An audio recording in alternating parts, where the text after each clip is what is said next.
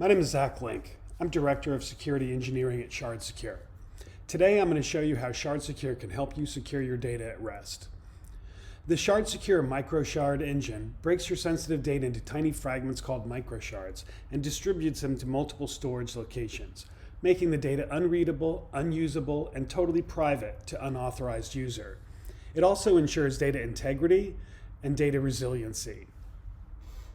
Today I want to look at this from the perspective of the CIA triad.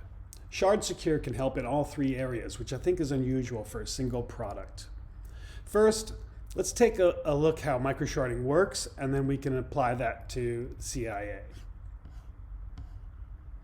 The ShardSecure engine is a software solution installed within your data center or cloud environment.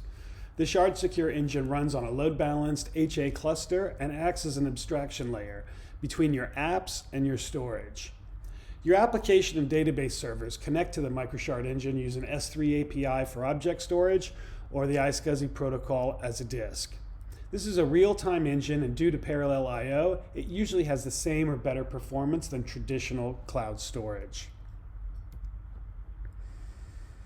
The process of microsharding breaks your data into 4-byte microshards. Since 4 bytes is too small to contain anything sensitive, like a credit card number or social security number, it ensures that no single microshard can contain sensitive data. Then the microshards are mixed, so there is no sequential readability, and the whole data set is desensitized. We can also add poison data at this point to further make unauthorized reassembly unrealistic. These microshards are divided into multiple new files called microshard containers. The microshard containers do not contain file names, data types, location, or any metadata. The last step is to distribute the microshard containers to multiple different storage locations. This provides a spatial challenge for attackers and helps mitigate the risk of leaked data. If one storage area is compromised or leaked, the data is incomplete and totally unusable. So back to the CIA triad and how microshard technology applies to that paradigm. The first is confidentiality. So similar to encryption, microsharded data is unintelligible in its raw form. Only the microshard engine can reassemble the data to make it usable. This ensures that your data at rest is confidential from unauthorized users, including internal privileged accounts like cloud admins and developers, as well as the cloud platform itself and any attackers that breach your storage or cloud platforms. Now, normally you would have application servers or database servers accessing the microshard engine directly. But for the purposes of this demo, I'm just going to use my browser to secure a sensitive file. So here's the file, and let's take a look at it first.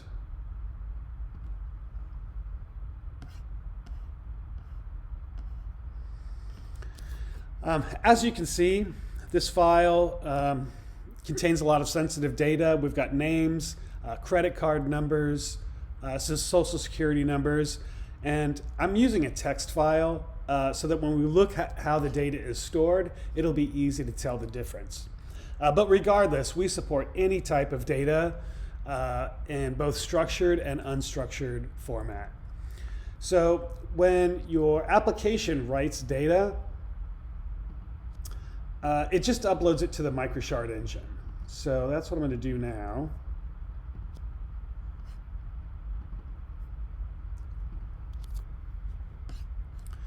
The Microshard engine is a highly available cluster of servers in your environment. This is not a SaaS solution, and ShardSecure never has access to your data at any time for any reason. Now, as I upload this file, the file system looks totally normal to me. It'll look the same to your application and database servers. They can access it using the S3 protocol, where the cluster just looks like an S3 bucket, or the iSCSI protocol, where the cluster looks like SAN storage. Either way, it's totally transparent to the application or server. But on the back end, the files are not stored whole or in the clear. In this case, this installation I have set up uses 5 S3 buckets. So let's take a look at how that data is stored.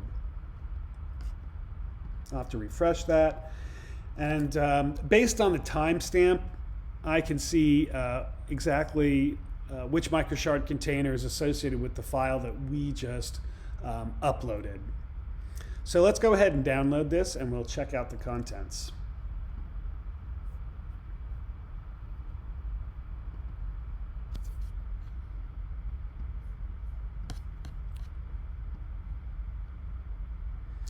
So this is what Microshard data actually looks like. There's no full credit card numbers in this file. There's no full social security numbers in this file like we saw in the original file. Due to our algorithms, there are at most 4 digits of each one of those sensitive pieces of data from the original file. In fact, not only has the data been shredded and mixed up, but only 1/4 of the original data is actually in this file, and none of that data is actually usable. So even if an attacker had access to all 4 of the Microshard containers, it's virtually impossible to brute force this and reassemble the data just due to the time and compute that would take.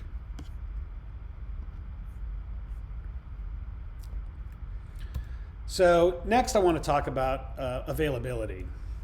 Now, it's too difficult for me to simulate a data center outage in AWS. So in this case, what I'm going to do is I'm just going to delete one of the Microshard containers. And we'll see how that goes. It works the same whether the file doesn't exist or the engine can't reach the back-end storage. So this will be a good demonstration.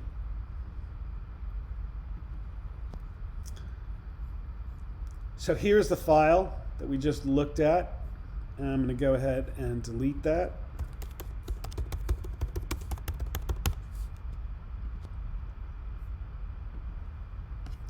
So now we've literally just deleted 1/4 of that file that we uploaded. But if I go back and download this file now, it's available instantaneously, pretty much. And if we open it up, the file is going to look totally normal. It's fully been restored and is totally intact.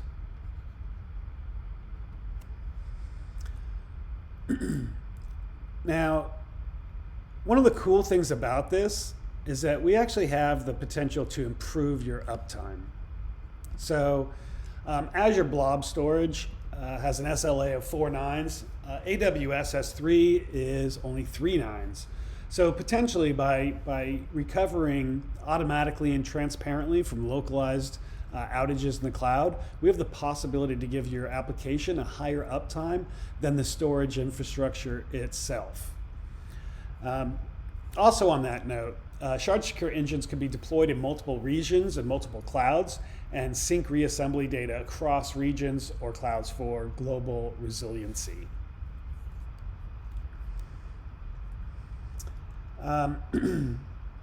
So now let's talk about integrity.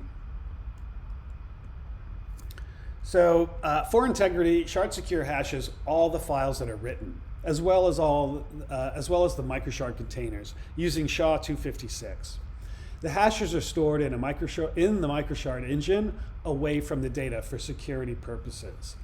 Anytime a file is reassembled by the Microshard engine, we ensure that it is byte for byte identical to what we originally stored. Now, if the file's not identical, we can actually rebuild it in real time using parity data. You can think of this as like RAID 5 for the cloud. This means that instead of you having to do a restore or some other manual process, ShardSecure handles it automatically in real time to reduce the risk of your application having downtime.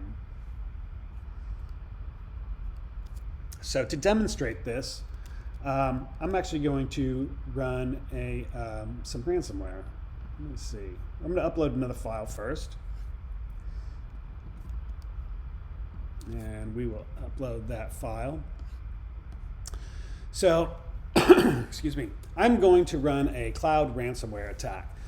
Cloud ransomware is still an emerging threat, But as companies move more and more data to the cloud, the ransomware will almost certainly follow. I know this is going on today in the wild, and in the next 6 to 12 months, we'll probably all be reading about the attacks that are happening now. So let's assume I can get one of your cloud admins or developers to click on a phishing email or hit a malicious website. Then, as an attacker, I can easily execute some code. So this is just some proof of concept ransomware I wrote in Python. The script basically just piggybacks on an authenticated session and finds all the files that the user has access to.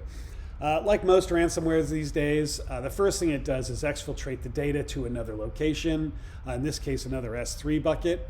Then it takes all the files in the bucket and encrypts them. And like all ransomware, it'll drop a ransom note. And if we actually go over to the bucket itself, we will see this process happening in real time. So we're almost through it, and there it is. And there's the ransom note.